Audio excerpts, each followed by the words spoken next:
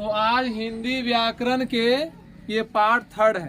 क्या है? Part third है। पार्ट वन में देखे थे हम लोग व्याकरण क्या है, व्याकरण कितने खंड है, स्वर वर्ण व्यंजन वर्ण। पार्ट सेकेंड में देखे थे हम लोग स्वर वर्ण के प्रकार, है ना, हर्ष स्वर, दीर्घ स्वर और प्लुत स्वर। आज हम लोग पार्ट थर्ड में देखेंगे वर्णों के उच्चारण स्थान। वर्णों के उच्चारण स्थान मतलब किस वर्ण का जो उच्चारण है, किस वर्ण को जो वर्ण हम बोलते हैं उसका हम कहाँ से बोलते हैं, उसका आवाज साउंड कहाँ से निकलती है ना, उसका उच्चारण कहाँ से होती है, ये हमको पढ़ना है। इधर है ये सारे वर्ण, लेटर, अक्षर, और इधर ये जो है वो है स्थान।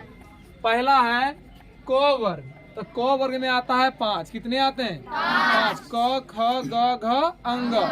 तो क वर्ग क ख ग घ अंग और ओ आ ह 5 और 3 8। इसका उच्चारण स्थान कहाँ से होता, कहाँ है? कंठ है। मतलब इसका जब उच्चारण करेंगे तो हम ध्यान रखेंगे कि सारे वर्णों का उच्चारण कहाँ से होना चाहिए? कंठ से होना चाहिए। ठीक है। तो को वर्ग कंठ हो गया, को वर्ग कंठ हो गया। ओ आ ह, ओ आ ह, याद रखना। दूसरा है चौ वर्ग। दूसरा क्या है? चौ वर्ग। तो चौ वर्ग कंठ समझ रहे हैं ना, कंठ है ना, जहाँ से आवाज उत्पन्न होती है। सारे आवाज जो उत्पन्न होती है कंठ से ही होती है, एक तरह से माना जाए तो, है ना। लेकिन उच्चारण जो है कंठ से आवाज कैसे उत्पन्न होती है पता है? ये कंठ से हो रहा है। अब कैसा उसका रूप देना है, कैसा उसका उच्चारण करना है, ये डिपेंड करता है दांत पर, नाक पर, ओठ पर, मूर्धा पर, तालू पर। समझ आ रहा कि नहीं आ रहा है? नहीं समझ आ रहा? आवाज कंठ से एक ही आवाज निकलती है। क्या? नहीं। आप मुंह जैसे आप कीजिए, ठोर जैसे कीजिए, जीभ जैसे कीजिए, वैसे आपका आवाज निकलेगा। बात समझ आ रहा कि नहीं आ रहा? हाँ। तो को वर्ग ओ आ ह, इसका कहाँ से बोलते हैं? कंठ से। बोलिए एक बार आप लोग क। अनुभव कीजिए कि कहाँ से बोले हैं। लगभग यहाँ से आया क, है ना, क ख ग घ अंग, है ना। ये कहाँ से आ रहा है सर?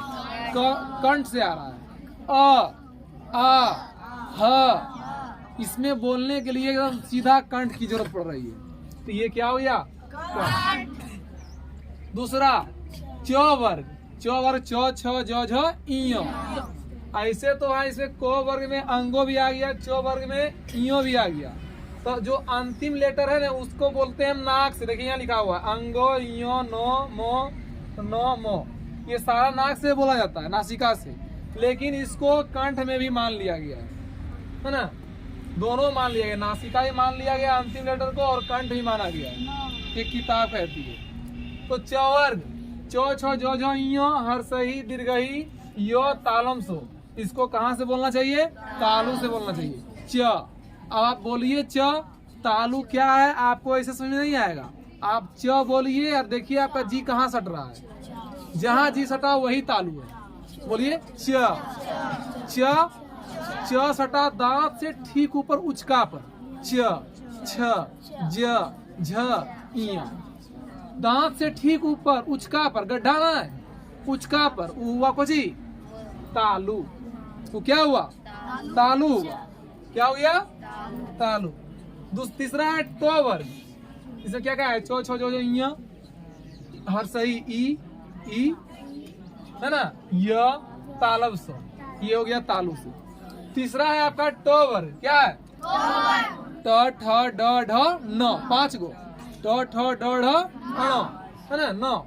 उसके बाद फिर आएगा री र स मूर्धन स। अब देखिए टो बोलिए आप। तो जा रहा है गढ़वा में। कहाँ जा रहा है?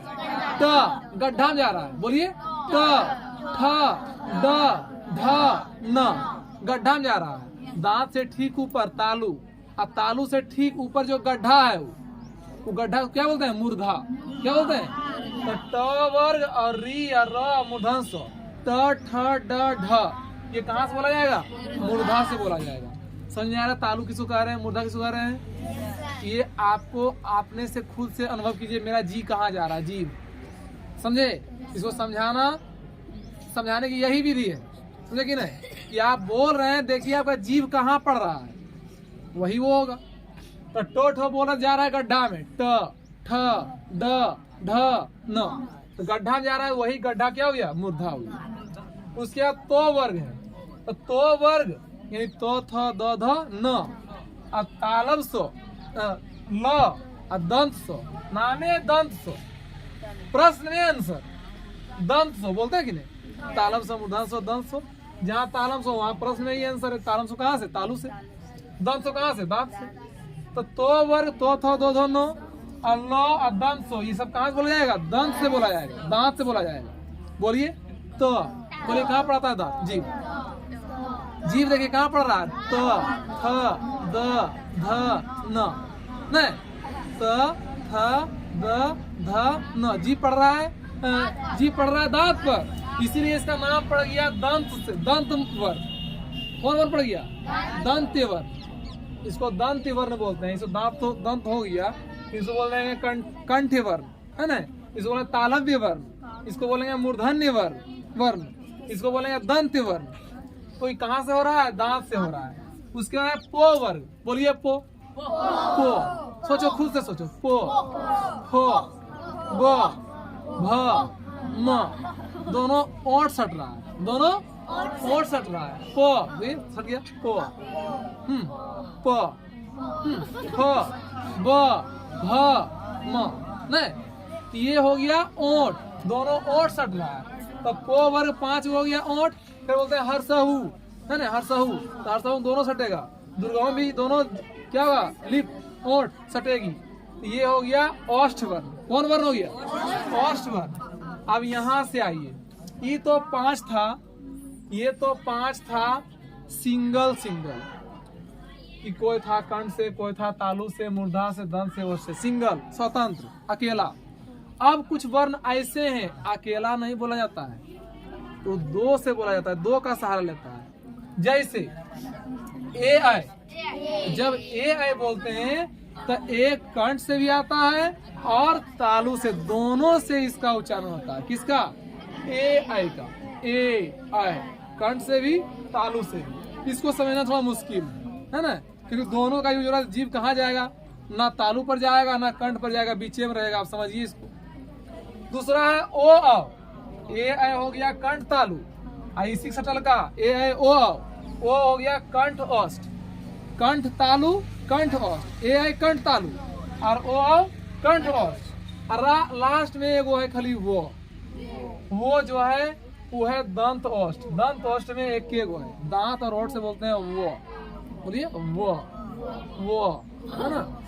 उसके बाद अंगो, अच्छा ये क्या है, तो ये कोई नया चीज नहीं है। देखिए ई सब का अंत है, चो वर्ग का अंतिम अंगो, को वर्ग का अंतिम अंगो, चो वर्ग का अंतिम इयो, तो वर्ग का अंतिम मूर्धन्यो, तो वर्ग का अंतिम दंतनो, को वर्ग का अंतिम मो।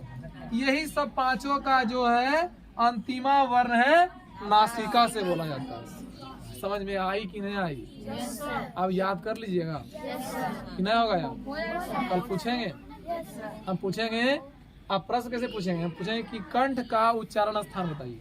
क से कंठ, क हो गया, मैंने क का कंठ बोल दिए, क का उच्चारण स्थान बताइए, तो क से कंठ, नहीं, खो का कंठ, गो का कंठ, घ का कंठ, अंगों का कंठ, समझा रहा है, ओ का कंठ, आ का कंठ, क्योंकि इसे 5 है। को वर्ग कोई वर्ण है, को वर्ग ये बताता है कि को खो में जो 5 वो है उस मिला हुआ है ना, ये कोई वर्ण है, को वर्ग चोर कोई वर्ण है, समझे कि नहीं। ये बता रहा है को में जो आता है 5 गो हुआ को वर्ग। को वर्ग कौन बनाता है, को खो गो। क्लियर हुआ या नहीं हुआ? चलिए तो आगे फिर कल हल्के हल्के